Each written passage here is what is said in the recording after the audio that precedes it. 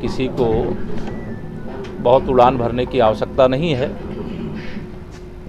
यह निश्चित तौर से घोसी की विधानसभा सीट को भारतीय जनता पार्टी के नाते हम लोग नहीं जीत पाए हैं, लेकिन 2024 के लोकसभा चुनाव में 80 की 80 सीटें जीत करके जो अहंकार के आकाश में अभी उड़ रहे हैं उनको उत्तर प्रदेश की जनता ही ज़मीन पर लाने का काम करेगी।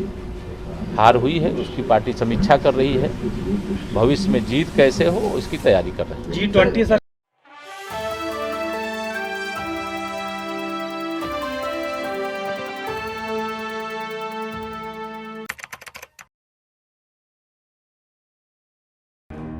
छत्रपति शिवाजी महाराज के जीवन से जुड़ा हुआ संपूर्ण चरित्र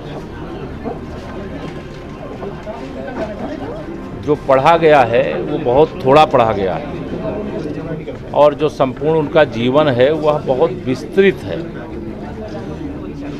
और जिस प्रकार से लखनऊ को यानी उत्तर प्रदेश की राजधानी को इस कार्यक्रम के लिए चुना गया है, और इस कार्यक्रम को लेकर के जो लखनऊ सहित पूरे प्रदेश के अंदर उत्साह है और जो उसकी तैयारी है, मैं उसकी सराहना करता हूं। व्यक्तिगत तौर से भी मैं पूरी ताकत से इस कार्यक्रम को सफल बनाने के लिए तो लगा ही हूं, लेकिन सभी को अपील भी करता हूं, आह्वान भी करता हूं कि इस कार्यक्रम का हिस्सा बने।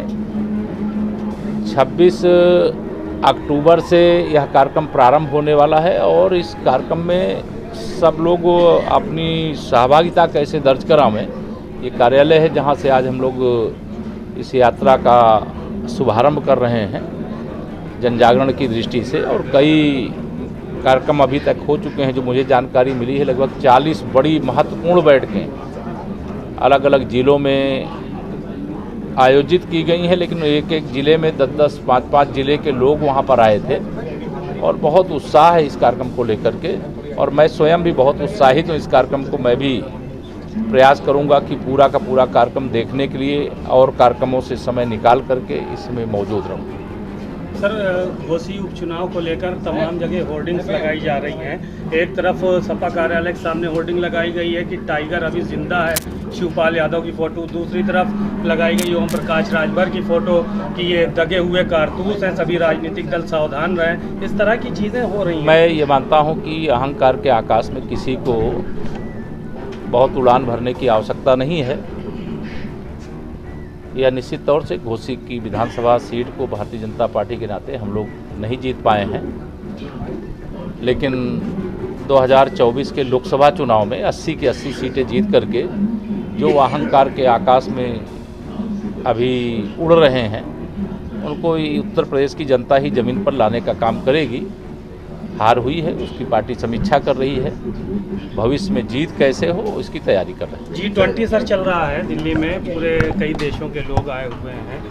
देखिए, G20 कोई साधारण चीज़ नहीं है। मुझे तो दिल्ली भारत की राजधानी में स्थित जो भारत मंडपम है, मुझे वो संयुक्त राष्ट्र संघ का जैसे कार्यालय लग रहा हो कि आज पूरी दुनिया भारत में, भारत की राजधानी में, और इसका श्रेय अगर किसी को जाता है तो भारत के यशस्वी प्रधानमंत्री माननीय श्री नरेंद्र मोदी जी को जाता है। और माननीय नरेंद्र मोदी जी को यह अवसर प्रदान करने का जो श्रेय है वह देश की जनता को जाता है। इसलिए इसमें जो सम्मान आज माननीय प्रधानमंत्री जी का हो रहा है, जो सम्मान भारत का हो रहा है, वो भारत की 140 करोड़ जनता जनार्दन का हो रहा है। और यह सफल आयोजन के लिए मैं माननीय प्रधानमंत्री जी को बधाई देता हूं। G20 में अफ्रीकन यूनियन जो के अध्यक्ष को भी शामिल करने का काम भारत के अंदर हुआ है, ऐतिहासिक काम हुआ है। और दिल्ली का जो घोषणा पत्र है जिसमें सर्वसम्मति हुई है, जो विषय लाए गए हैं, यह भी एक ऐतिहासिक उपलब्धि है। जितनी प्रशंसा की जाए, जितनी बधाई दी जाए वह कम है। मैं बहुत माननीय प्रधानमंत्री जी का अभिनंदन करता हूं, बधाई देता हूं। और जो विश्व के तमाम सारे नेता हमारे भारत में आए हैं, हम अतिथि देवो भव का जो संस्कार है उसका पालन कर रहे हैं। हमारे स्वयं माननीय प्रधानमंत्री जी विश्व नेताओं का स्वयं स्वागत करने का भी काम किए। और भारत की संस्कृति क्या है, चाहे वह कोणार्क का सूर्य मंदिर का स्वरूप हो, उसको भी दुनिया ने देखा है। और कल जो नालंदा विश्वविद्यालय का स्वरूप था, शाम को डिनर के समय भी देखा है। आज राष्ट्रपिता महात्मा गांधी जी की समाधि पर विश्व के लगभग सभी नेताओं के द्वारा जो